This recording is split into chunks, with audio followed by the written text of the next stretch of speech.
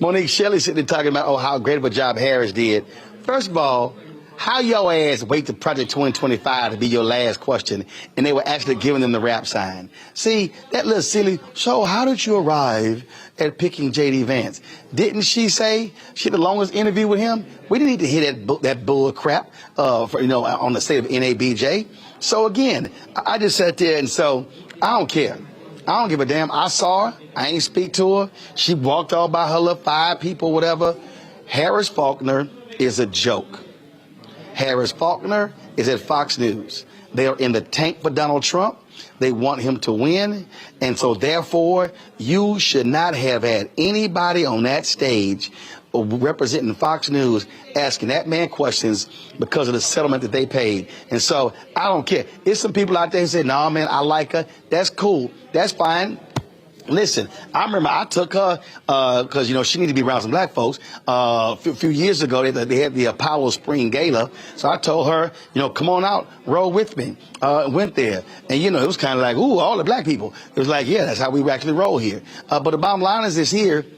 What you heard on that stage, there were no questions focused on black people. There were no questions specific to black agenda. Monique, she didn't ask about maternal health care. She didn't ask about education. She didn't talk about black economic opportunities. She sat there and was like, here you go, Donald. Do what you will with it. It was because the question was so light. Why did it end at the 35 minutes? Well, because he claims that, they had him waiting, so it's supposed to be an hour. And so, therefore, they wouldn't extend it. So it's like, hey, y'all on the clock, so that's on you. That's why. But I was told the real deal is, I was told that was the excuse. The Trump folk did not want PolitiFact checking them in real time, but here was the problem. NABJ was doing that on damn Twitter. No, hell no. You need to have their ass on stage with a microphone, and when he finished, say, any lies told? Yes, this. See, you got to check in real time. That's why when Shelley sat there and said something wrong, no, Shelley, you're wrong. I'm fact checking you right here. I ain't gonna come back in 15, 20, 30 minutes. No, you're gonna fact check his ass on the spot. Which Jake Tapper and Dana Bash didn't do. Which Jake Tapper and Dana Bash didn't do at June 27th debate. Monique, go ahead. Yeah, that wasn't a debate. I said that on your show on the night of. I'll just keep saying it. No debate happened.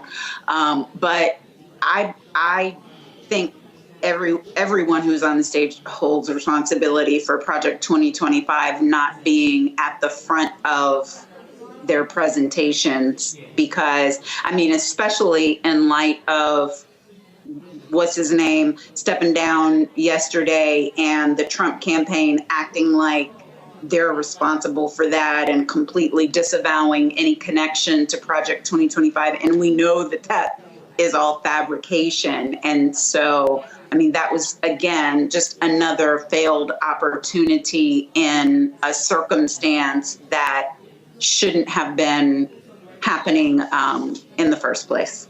I don't know what else to say about it. Listen to this trash tweet. Hey, y'all go to Ben Carson. Robert, listen to this trash tweet. No, I'm sorry, Joe, I'm going to go to you then, Robert. Ben Carson, I commend my friend Donald Trump for going into a hostile environment at NABJ today and answering tough questions. What time does VP Harris get to Chicago? That's right. She didn't show up because most of the journalists in that room already do her bidding for her. Ben Carson, you can kiss my ass. Ben Carson is so bad, and Ben Carson is sad. I don't want to spend any additional time on him. I don't know, how do we find these black people? They are broken. But with respect to NABJ, again, I actually thought it was fine to have someone from Fox News on, but her fellow journalists should have been able to counter her. That is what I didn't understand. They did not seem to have everyone on there at the level of a Donald Trump. He is a performer. So you have to be ready with a little performance art as well. What Roland is talking about is also saying if you had a fact checker on that stage, that meets him where he is. If you are not willing to do that, then you should not have him. They were woefully unprepared for this moment. And, you can have someone from Fox News. You can. But you have to have someone who is willing to ask the questions, and you have to talk to her. Hey, are you willing to do this work? And I'm glad you mentioned CNN. We're putting a lot of emphasis on NABJ, but the fact of the matter is news media outlets, with the exception of this one, don't handle Donald Trump right, because we keep trying to treat him like he is a normal candidate for office. He is not. He is a freak. He is a performer. He is a clown, and he is an expert. Nothing that he did was just random rambling. He's doing it because he's testing out new material. And if we're going to have him on, we have to be ready for it. I'll say it again. We were not ready for it. And for future organizations, think about it. If you are not ready to take him on head to head, it won't matter that you were respectable or whatnot. That's not the game here. Do not let him use your house to disrespect you and all your people in it. You are under no obligation to do that. And we have to grow up and understand what time we are in right now. This is serious business. Donald Trump is trying to undermine our democracy. Oh, absolutely. And again, though, Robert, when you are dealing with crazy, you know what you're dealing with. You know what you're dealing with. You know you're dealing with sheer stupidity. And so that's what you're dealing with. At one point, when he kept complaining he couldn't hear Harris, and he was like, you're sitting right next to me. Yeah, I can hear you just fine. Oh, just sort of just waved at her. And yeah, it was perfect. Rachel was getting underneath his skin. And that right there, Robert, is the point. Well, I found it interesting. You have to get Robert, hold on, Robert. You have to get under his skin. You have to challenge him. He was angry because she came out the gate locked and loaded. Well, I find it interesting. Much as Republicans talk about DEI as being a bad thing, Donald Trump brought his own DEI moderator. The only reason Harris Faulkner was there because that's the only black woman he knows. And so you have all this conversation about, well, we have to have a meritocracy. We need the most qualified. One conservative black woman journalist. You knew you were going to a black event, and you did Rolodex. Hey, can I get my own DEI moderator there? Not based on qualifications, not based on merit, but based on, well, she's a black woman, and if I have a blonde-haired, blue-eyed girl here answer me questions, I'm going to look crazy. Look, in reality, this is where kind of law and media merge, and Monique can talk about this also, that you have to treat these interviews, as I said, like a cross-examination. And as Roland said, you need to have the clips queued up and sync to the questions you're asking. So you say, so Rachel asked a question. It is a direct question, a yes or no answer. He tries to obfuscate. There's a big-ass screen above my head. We play him just saying that. Now answer the question to what we just played. Like as Roland said, you have to treat it that way because we are now a decade in to Trumpism.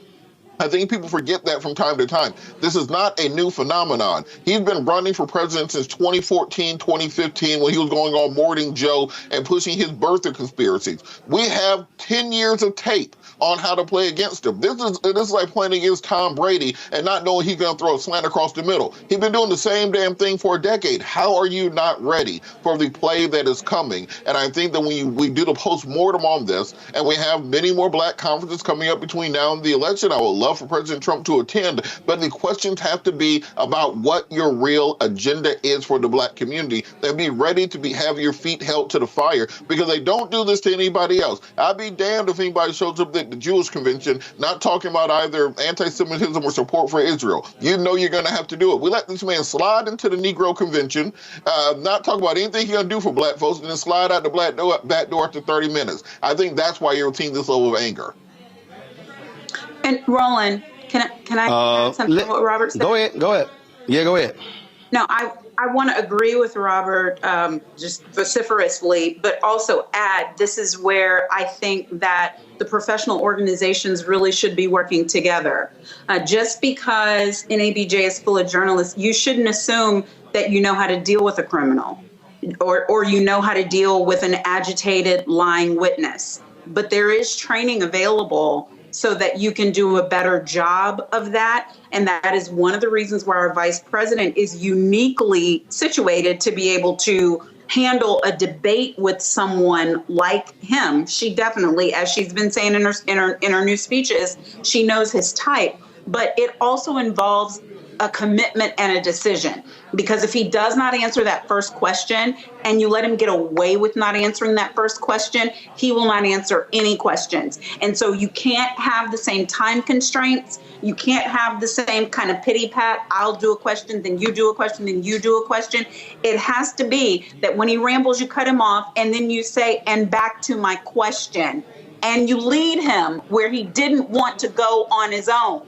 And you stay there until he either says he's unwilling to answer it or he cops a plea and says, well, that's my answer. And then you've got to take the win and say, since you are unwilling to answer my question, I will yield to my colleague. I mean, if you're going to get in the ring with him, you've got to mop the floor. And I don't see that level of preparation happening.